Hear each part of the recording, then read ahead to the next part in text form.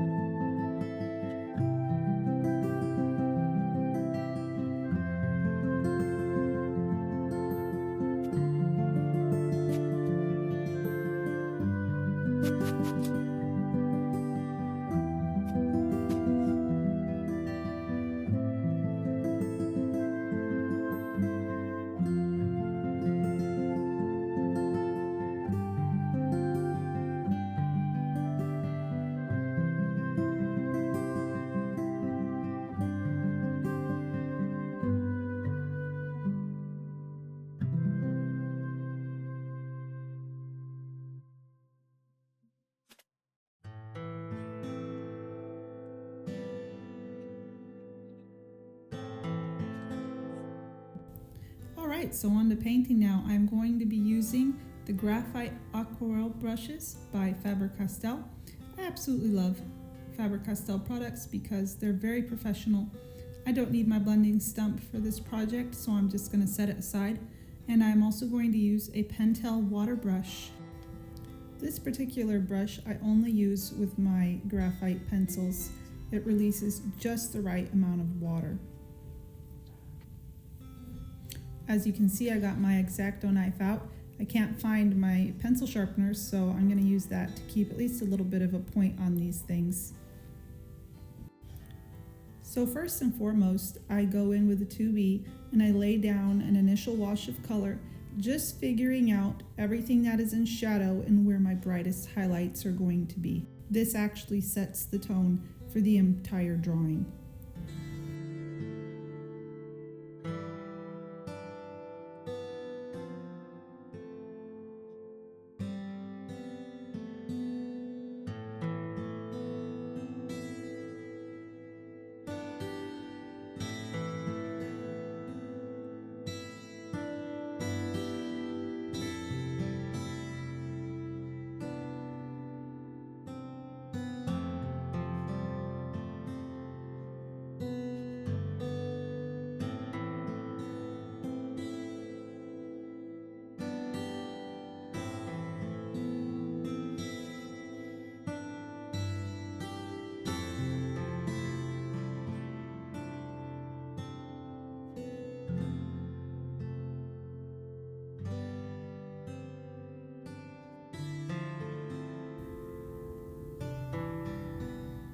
As you can see, that once you go in there with the water, it does turn the graphite to liquid, but be warned, once it's liquid like that, there is absolutely no erasing it. It becomes permanent.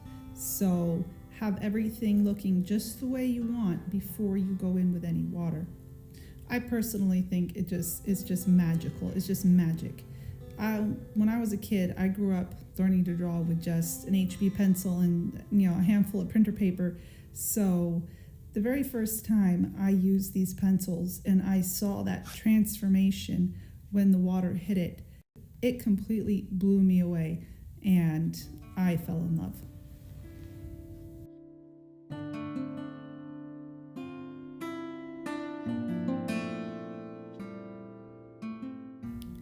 Now, what originally attracted me to the reference photo was the fact that this horse's head was bowed.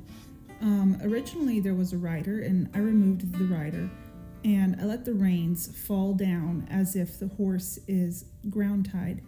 I also had him standing in some water just to give it just a touch of the unknown. The word that came to my mind as I was painting this was the word submission.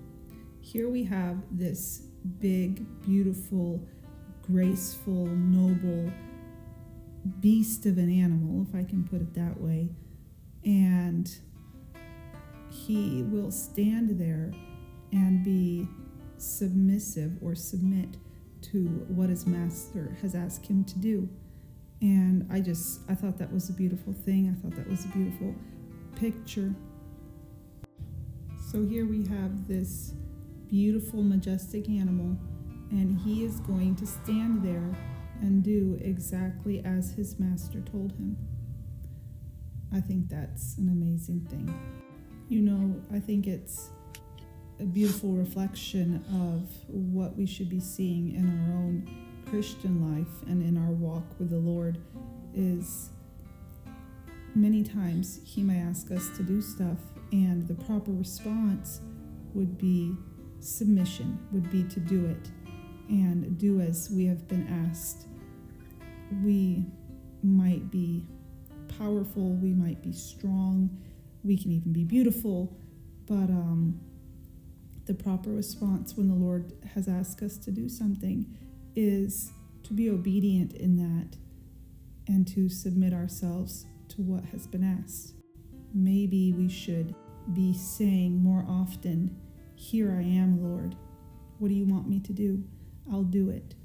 Anyways, that was just some of the things that have been going on in the back of my mind as I was doing this.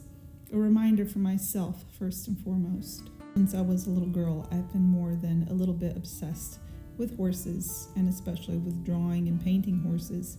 And anymore, I've realized that whenever I draw one or paint one, it's reflecting something that's going on inside of me, metaphorically, that is. And that's how art should be, you know. Art should be an expression of yourself and an outpouring of your innermost thoughts and your emotions and what's going on. And for me, that's what the horses represent. That's what they are. Now, the whole back end of the horse there is going to be in shadow. So I'm not planning on putting too much detail back there at all. I'm just going to put in some deeper shadows because I want the focus to be on the face and the beautiful curve in that neck.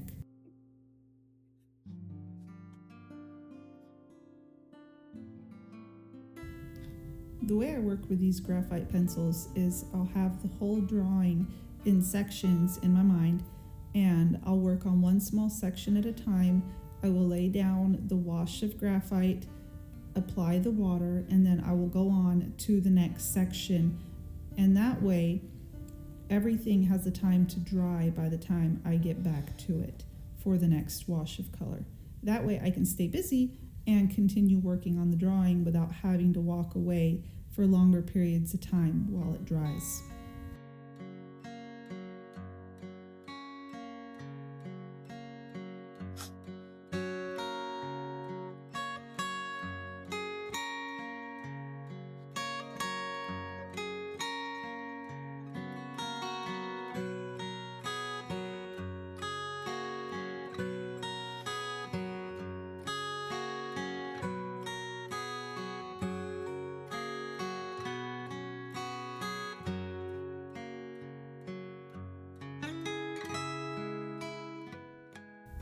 Okay, so here I'm going in with a 4B.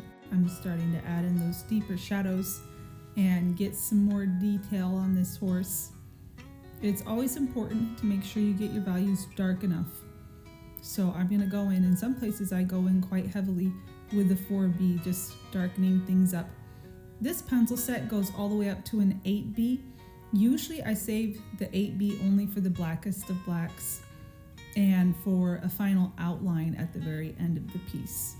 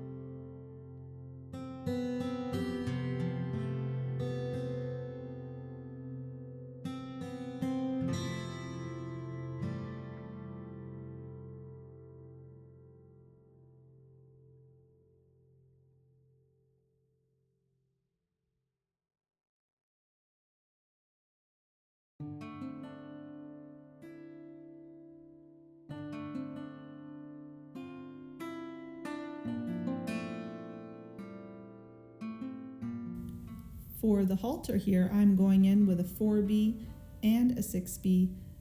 I'm just trying to get a little bit of definition in there. I was using my X-Acto knife to sharpen these, and I was having a tough time getting a sharp enough point on them, so I had to eventually leave out a lot of the detail of the halter, but I still think it turned out nice. You know, you don't always need every little tiny detail. Really, you just need things to be light enough and things to be dark enough, and you'll see that it'll look okay in the end.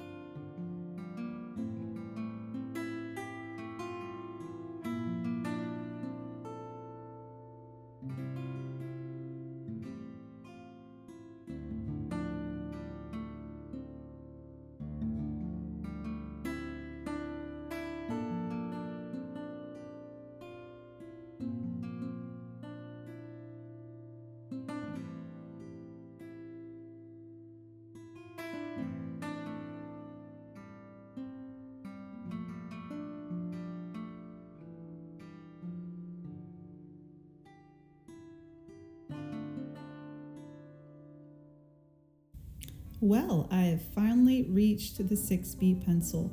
This is the one that I save for the very darkest shadows that are in the horses that I make. After using the 6B, I will make an outline. I will outline the entire animal with the 8B pencil, and if there's anything that needs to be a very dark black color, I'll use the 8B pencil on that as well.